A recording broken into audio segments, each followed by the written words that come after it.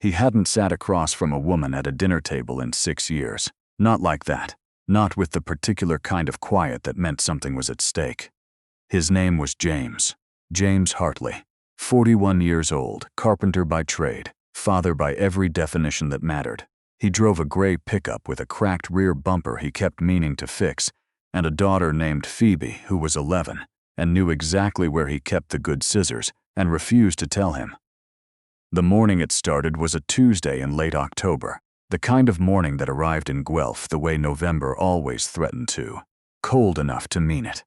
The sky a flat, pale gray that pressed down on everything without committing to rain. James was making eggs he didn't particularly want when his phone buzzed on the counter. A text from his coworker Robbie. Still on for Thursday? James stared at it for a moment, turned the eggs, stared at it again. He had said yes to this 3 weeks ago, at the end of a long Friday when his resistance was low and Robbie's enthusiasm was hard to argue with. He'd said yes the way you say yes to things you intend to quietly undo later. And then Robbie had mentioned it every time he saw him since, which meant quietly undoing it had become increasingly difficult without becoming a whole thing. Yeah, James typed back. Still on. He was not, in any part of himself, still on. But here he was. Robbie had described her the way Robbie described most things, in broad strokes and genuine conviction. She's great, man. She's the kind of person who remembers your coffee order the second time she meets you. James had filed this away without examining it. A name, Cyrsa. A time, 7 o'clock. A restaurant on Wyndham Street that Phoebe had pointed at once from the car and said looked fancy in a way that meant something was happening there. That wasn't happening at home. He hadn't told Phoebe about it. Or he hadn't meant to. He'd mentioned it once on the phone to his sister while Phoebe was on the couch doing homework, and apparently, homework had not required as much of her attention as it appeared to. She brought it up that evening while he was washing dishes. "Robbie set you up with someone," she said. She was leaning against the counter the way she always leaned, arms crossed, head tilted, watching him with the focused calm of someone 3 times her age. "It's just dinner," he said. "That's what a date is." James kept washing the dish. "How much did you hear?" "Enough." She picked up a dish towel and held it out to him without being asked. "Are you nervous?" "No." She took the dish from him and dried it with the methodical care she brought to things she considered worth doing properly. "You should wear the green jacket," she said. "The dark one." "Why?" "Because it looks like you own things." James was not entirely sure what that meant, but he trusted Phoebe's instincts on most things more than he trusted his own. So on Thursday evening he put on the dark green jacket without further debate.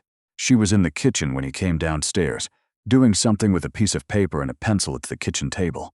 She looked up when she heard him on the stairs, assessed him the way she assessed things, quickly and completely, and returned a small, decided nod. "Better," she said. "Better than what?" "Better than you looked this morning." He checked his watch. He had 20 minutes. He started looking for his keys, which were where they always were when Phoebe hadn't moved them, which was on the hook by the door, and where they never were when she had, which was everywhere else. "Kitchen counter," she said, without looking up from the paper. He found them on the kitchen counter. "What are you drawing?" "Nothing." She covered the paper with her arm in the way she covered things when they were something. James let it go. He put on his jacket, found his keys, and was checking his wallet when he felt her behind him. A small weight pressed briefly against his left coat pocket. He reached for it instinctively. Her hand appeared over his.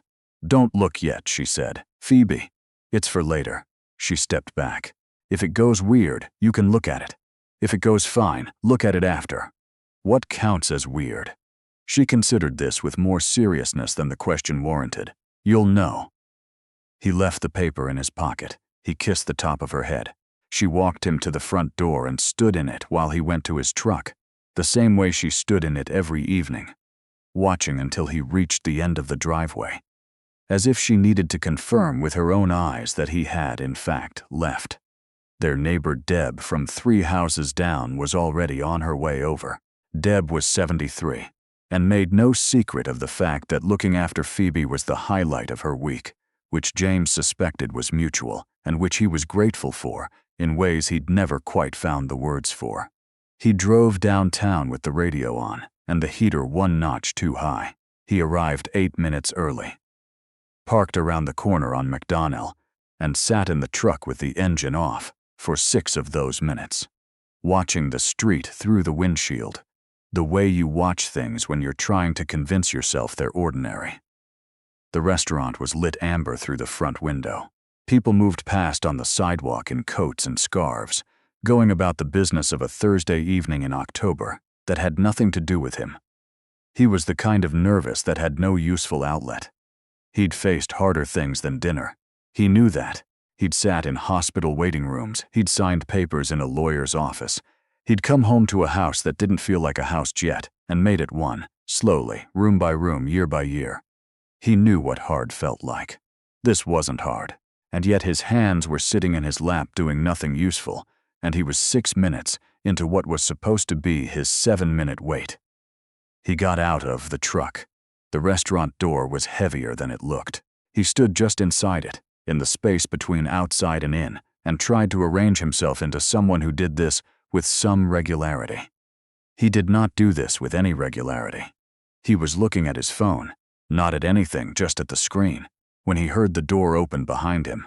He turned. She was moving at the pace of someone who had been running late and had decided the most dignified response was to pretend she hadn't been. Dark coat, dark hair, a scarf that had come partly unwound on one end.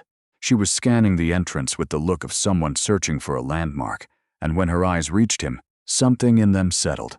Not warmth exactly. Recognition. The particular recognition of, that's the right person. James started to say something, his name probably, or some version of hello that would have been completely adequate. She got there first. Robbie told my friend Claire, she said, her voice low enough for just him. And Claire told me. And apparently neither of them thought we needed to know that the other one had been told. A small pause. So, we've both been prepared for this. I just thought, you should know that. James stood there for a moment. He thought about Phoebe on the phone to his sister. He thought about Robbie's texts arriving like clockwork every 3 days for 3 weeks. He thought about the paper sitting in his left coat pocket that he wasn't supposed to look at yet. How long have you known? He asked. 2 weeks, Sorsay said. I've known 3. Something shifted at the corners of her mouth. Not quite a smile, but close. So you've had more time to overthink it. Significantly more time, he agreed. The host appeared before either of them could say anything else. They were shown to a table near the window, small and square and slightly apart from the other tables, the kind of table that provided enough room to either say the wrong thing gracefully or the right thing without an audience. They sat. Menace arrived. Cyrus unwound her scarf the rest of the way and hung it on the back of her chair. James noted that her coat, now removed, had a small pin on the lapel, a tiny enamel bird, a cardinal, red against dark wool. He noticed it the way you notice small things that a person has chosen to carry with them. Claire, said Robbie, said you're a carpenter, she said. I am. What do you build? Right now, mostly residential. Decks, renovations, some custom furniture when I get the work. He turned his water glass once on the table. Claire, said Robbie, said you work at the library? Branch manager. A pause. I've been there 9 years. Which sounds like either a lot or a little depending on whether you love what you do. Which is it for you? She considered the question with the weight it deserved. Both sometimes. On the same day, occasionally. James found that he understood this perfectly. He said so. The conversation found its footing the way conversations sometimes do when both people are genuinely trying, not performing effort, but actually making it.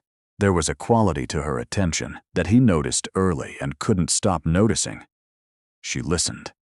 The way people listened when they were actually interested in the answer, not preparing their own next sentence. It was less common than it should have been. He was aware of appreciating it more than he could reasonably explain to someone who hadn't spent years getting along with mostly the practical company of a child, who saw through pretense like it wasn't there. He told her about the French braid. He hadn't planned to. It came up sideways, the way things came up when you were actually talking instead of managing a conversation. My daughter went through a phase last year, he said. Everything had to be braided. Every morning. Did you learn? Eventually. He paused. About 40 YouTube tutorials and the better part of 3 months. Does she know how long it took you? She does not. And I intend to keep it that way. Suirse laughed. Short, genuine, slightly surprised, and something in James's chest did something it hadn't done in long enough that he'd stopped tracking when. She had a daughter too, it turned out. May, 7 years old, currently deeply committed to a specific television show about competitive baking and considering it seriously as a career path. She asked me last week if flour was expensive, Saris said. I thought she was asking in a general sense. She was pricing out her startup costs. James looked at her across the table. How old did you say she was? 7.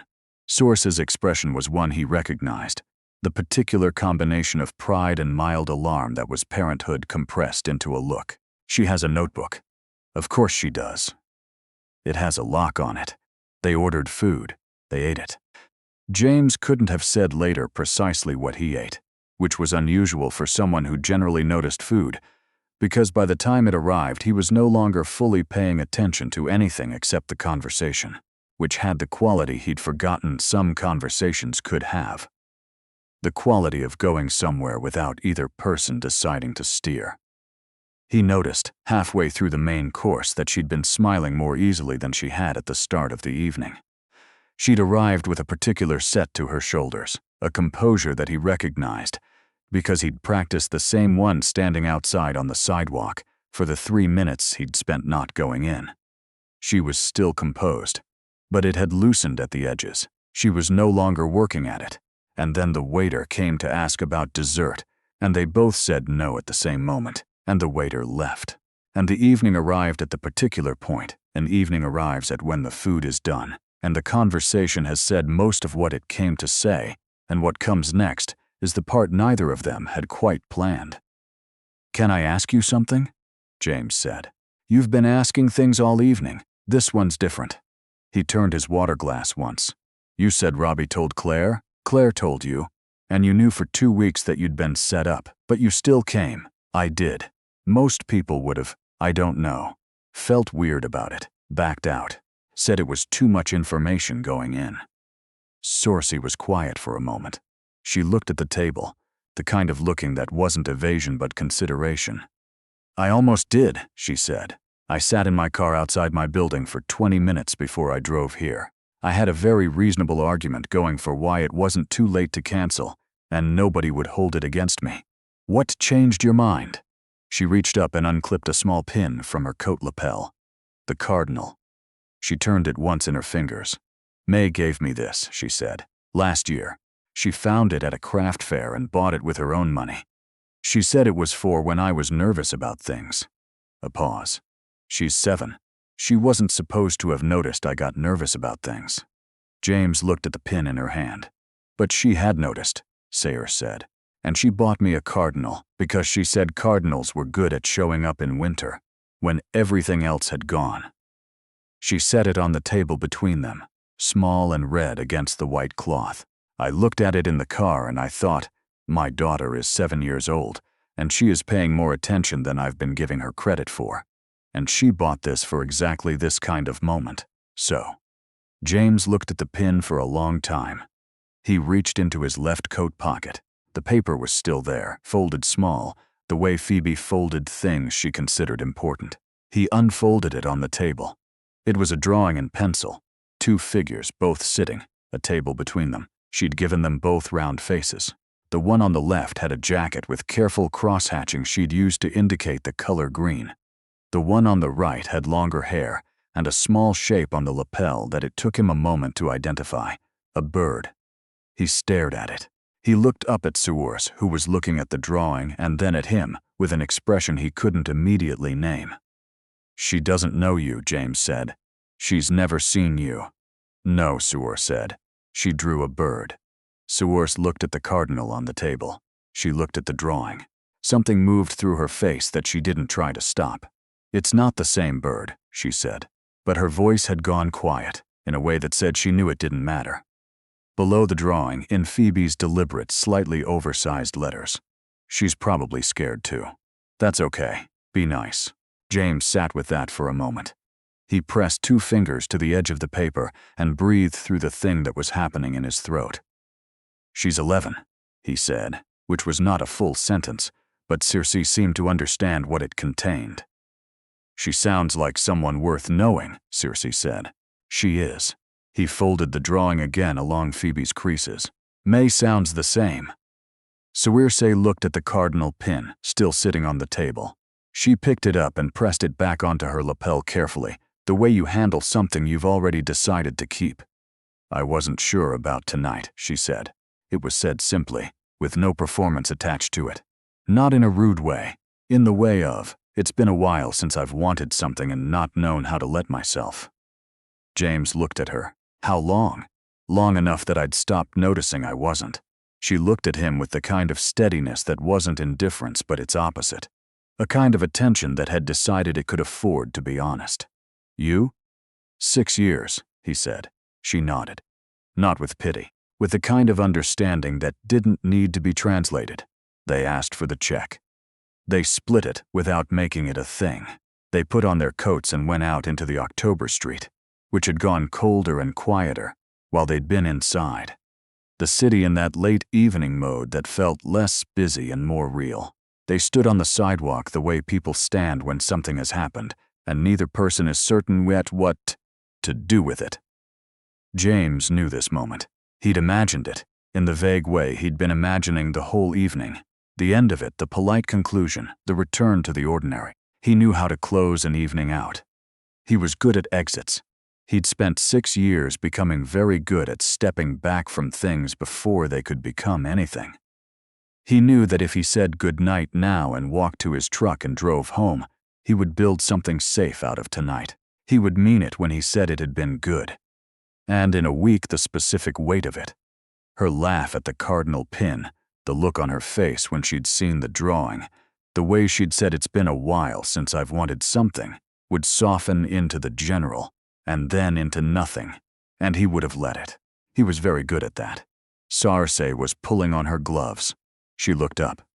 "Thank you," James said. "To tight was." "Don't say nice," she said. Not unkindly. He almost did anyway because nice was safe and he'd been standing at the edge of safe for 6 years. He looked at the street. He looked at her. "It was more than I expected," he said. Which was true, and also not enough but closer. Soar smiled, a real one. "Me too." She turned and started walking south toward where she'd parked. James turned north. He walked. The cold air on his face, a car somewhere behind him, the ordinary sounds of Guelph on a Thursday night filling in around him the way cities filled in around people who were in the middle of things. He counted his steps without meaning to. 1, 4, 7, 9. He stopped. He stood on the sidewalk with the folded drawing in his pocket and the sound of her footsteps becoming quieter behind him. And he understood with sudden and complete clarity what he was about to do. Because he'd done it before. Not with her. He'd never met her before tonight. But with the shape of this moment. The moment where something real appeared, and he found a reason to let it pass. And went home to the life he'd built that was good and safe and sufficient. He was very reliable at that. He turned around. She was half a block away, hands in her pockets, walking with her head slightly down against the cold. "Sauers." She stopped, turned. Across the space between them, she looked at him. He walked back. He didn't say the thing he'd wanted to say on the sidewalk. Not right then. He walked back to her and they stood under the streetlight, and he asked if he could call her. She said yes. He said he would. She nodded in the way of someone who would actually wait to find out, rather than assuming, which was, he thought, a better response than he'd earned after standing on a sidewalk counting to 9 before turning around. He drove home. Deb let herself out when she heard his key in the lock. She looked at his face and made a sound that didn't require interpretation, and she got her coat and left him to it. The house was the particular quiet it was when Phoebe was asleep. Not empty. More the way a room feels after someone has been in it. The specific shape of her in it. A library book open face down on the couch. a glass of water on the coffee table with a post-it note on it that said yours, not mine in her handwriting, one sock on the bottom stair. James picked up the sock. He turned off the kitchen light. He sat down on the floor in the hallway outside her room, his back against the wall, and took the drawing out of his pocket. He'd looked at it properly at the restaurant in low light and shock. He looked at it now in the hall light slowly. She'd given the figure on the left, his figure, a tool belt, faint, careful, penciled in at the side. He hadn't noticed that at the restaurant. She'd given the figure on the right a tiny bird on its coat. She's probably scared too. That's okay. Be nice. He sat with that in the hall outside his daughter's door for a long time, long enough that his back started to ache and he didn't move. He thought about the parking lot and the counting. He thought about the cardinal pin and May's notebook with the lock on it. He thought about the question he kept almost asking himself. The one that had been living at the floor of him for longer than he'd been willing to look at. It wasn't about Circe, not really, not yet. It was about whether he had it in him to want something that could also go wrong, whether 6 years of being exactly sufficient had closed something off in him, or only put it away somewhere he hadn't checked in a while. He was 41 years old. He had a daughter who gave the woman in a crayon, drawing a bird pin she'd never seen, out of pure instinct, because she was paying attention and she believed in kindness as a working theory of the world. He had spent 6 years being everything his daughter needed, and had never once asked himself if that was the same as everything he was allowed to need.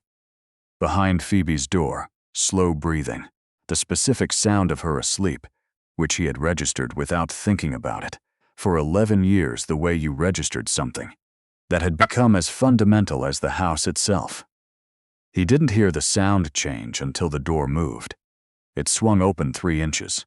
Phoebe appeared in the gap, squinting against the hall light, hair loose on one side, wearing the sweater with the small embroidered stars she'd had since she was 9 and refused to acknowledge was getting too small.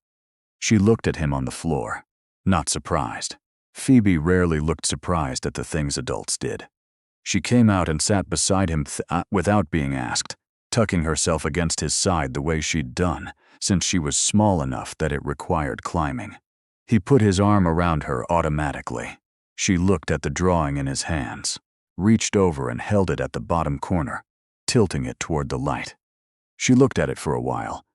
"Did she have something?" she asked, her voice still soft with sleep, the edges of her words slightly blurred. James looked at the drawing.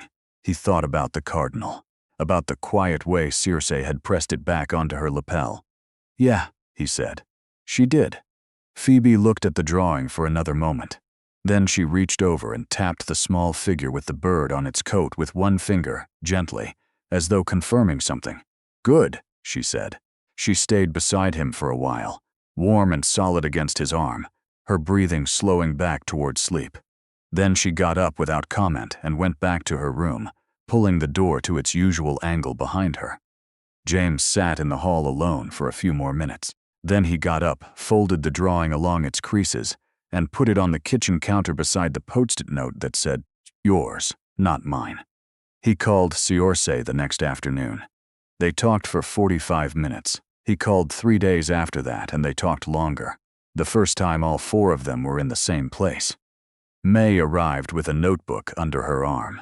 Phoebe saw it immediately. There was a brief, wordless negotiation of the kind that happened between children who recognized the same seriousness in each other. By the time the adults had finished saying hello, the 2 of them had migrated to a picnic table 6 feet away and appeared to be deep in a project that did not require supervision. It was a Saturday afternoon in November, gray and cold, at Victoria Park, the leaves long down and the paths damp underfoot. James and Circe walked one of the paths around the lake while the girls worked at their table, close enough to see and far enough for the conversation to be its own thing. "May asked me this morning if Phoebe liked bakeries," Circe said. James looked over at the table. Phoebe appeared to be drawing something while May pointed at specific parts with her pencil. "Phoebe does like bakeries." "That's what I said." They walked a bit. The lake was flat and silver in the November light, geese moving in a loose arrangement near the far shore. This is strange, James said. Yes, Soar said. Not bad strange. No, she agreed. Not bad. At some point, he wasn't sure when, he'd been watching the geese. Soar had moved close enough that the back of her hand was occasionally touching the back of his as they walked, not quite holding, not quite not. He didn't say anything about it. Neither did she. The girls finished whatever they were working on and brought it over. May presented it with the gravity of a formal document. It was a drawing, the two of them together. May's work, rounder and more exuberant, with Phoebe's pencil additions in the careful, structural way Phoebe added things. Their two figures stood in the middle, side by side, holding what appeared to be a very large cake. Above it, in May's handwriting, "We already decided." James looked at Sayurse. Sayurse looked at the drawing. Something moved through her face, unhurried. He was looking at the lake again, the way he'd been looking at it. Not because there was anything particular there. Because there were things happening in his face he preferred to keep to himself for one more minute before the world continued. Phoebe appeared at his elbow. She looked at the drawing. She looked at him. "Did it go weird?" she asked. James thought about the sidewalk, the counting, the turn. "No," he said. She nodded, decisive, the way she nodded when something confirmed what she'd already believed. "Good," she said. "I picked the right bird."